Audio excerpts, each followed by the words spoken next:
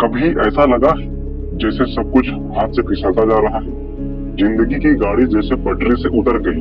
देखिए, हम सब ने कभी न कभी ये महसूस किया है, उन लम्हों में जब लगता है बस अब कोई रास्ता नहीं बचा। तो सवाल ये उठता है कि जब हमारे सामने नाइंसाफी हो रही हो, तो एक अकेला इंसान कर भी क्या सकता है? क्या सच में कुछ बदला जा सकता है? चलिए इस सवाल का जवाब ना एक असल घटना से ढूंढने की कोशिश करते हैं। तो जरा सोचिए, एक बिल्कुल आम सा दिन है और एक आम सी भीड़ भाड़ वाली सड़क। सब कुछ वैसा ही हो रहा है जैसा हर रोज होता है, कुछ भी अलग नहीं। और फिर अचानक से एक तेज रफ्तार एसयूवी आती है और एक स्कूटर को टक्कर मार देती है। बस एक पल में, एक झटके में जैसे सब कुछ वहीं थम सा जाता है। लेकिन बात यही खत्म नहीं होती। असली झटका तो अब लगता है। एसयूवी का ड्राइवर गाड़ी से बाहर निकलता है और अपनी गलती मानने की बजाय उस स्कूटर वाले को एक जोर का थप्पड़ लगा देता है। अब जाहिर सी बात है, इस पूरी सिचुएशन में स्कूटर वाले को एक बेचारा, एक विक्टिम ही माना जाएगा, और वो है भी। पर क्या हो अगर कहानी सिर्फ इतनी सी नहीं? क्या ऐसा हो सकता है कि कोई अपनी बेबसी खुद चुनता हो? नहीं, रुकिए, इसका मतलब विक्टिम को ब्लेम करना बिल्कुल नहीं, बल्कि ये तो विक्टिम को एम्पावर करने की बात है, उसे ताकत देने की। देखिए, जब हम कहते हैं उसने मुझे दुख दिया, तो हम अपनी सारी ताकत दूसरे के हाथ में दे देते हैं। पर अगर सवाल ये पूछा जाए, मैं इस हालात में पहुंचा ही क्यों, तो कंट्रोल वापस हमारे हाथ में आ जाता है। होता ये है कि अक्सर हमारे अपने ही छोटे छोटे फैसले हमें धीरे धीरे कमजोर बना देते हैं। हम अनजाने में ही खुद को एक ऐसी जगह पर लाके खड़ा कर देते हैं जहां से निकलने का कोई रास्ता ही नहीं बचता। और फिर हम बहुत आसानी से सालों साल एक गलत सिस्टम को बस इसलिए सहते रहना क्योंकि हम सोचते हैं, अरे मैं अकेला क्या ही कर लूंगा। यही वो जंजीरें हैं जो हम खुद चुनते हैं। तो फिर सवाल है कि इन जंजीरों को तोड़ा कैसे जाए? इसका जवाब है अध्यात्म में। लेकिन रुकिए, ये वो वाला अध्यात्म नहीं है जिसके बारे में आप शायद सोच रहे हैं, कुछ और ही है ये। देखिए, अध्यात्म का मतलब कोई आत्माओं से बात करना या हिमालय की गुफाओं में तपस्या करना नहीं है। नहीं, इसका बहुत सीधा सा जमीनी मतलब है खुद को जानना, अपने रोज की आदतों को गौर से देखना और समझना कि इस दुनिया के साथ हमारा रिश्ता है।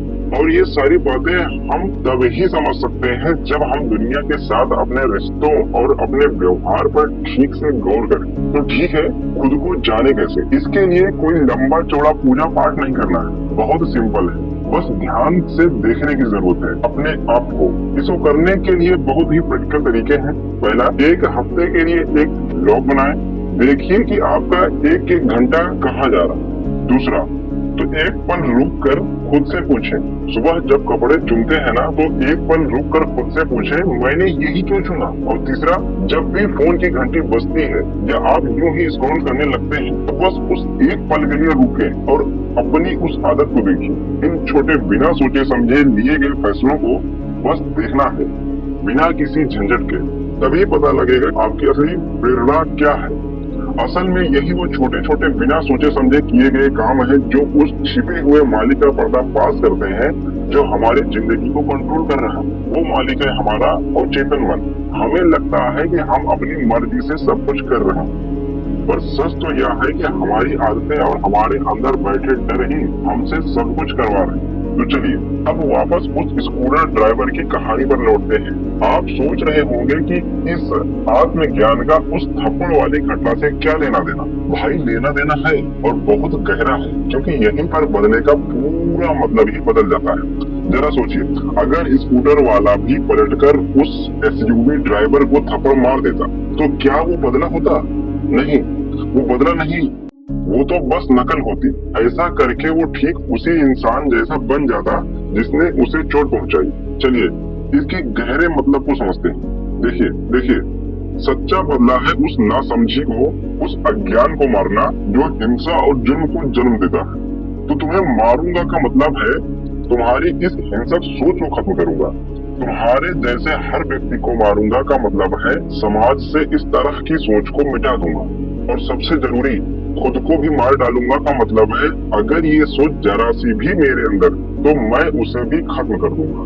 ताकि मैं कभी तुम्हारे जैसा ना बन जाऊं। तो फिर सबसे बड़ा बदला क्या हुआ? सबसे बड़ा बदला है खुद को इतना बदल देना, इतना ज्यादा कि आपके सामने नाइंसाफी और नासमझी टिक ही ना पाए। यह आग का जवाब आग से देना नहीं है, यह तो अंधेरे को रोशनी से हराने जैसा है।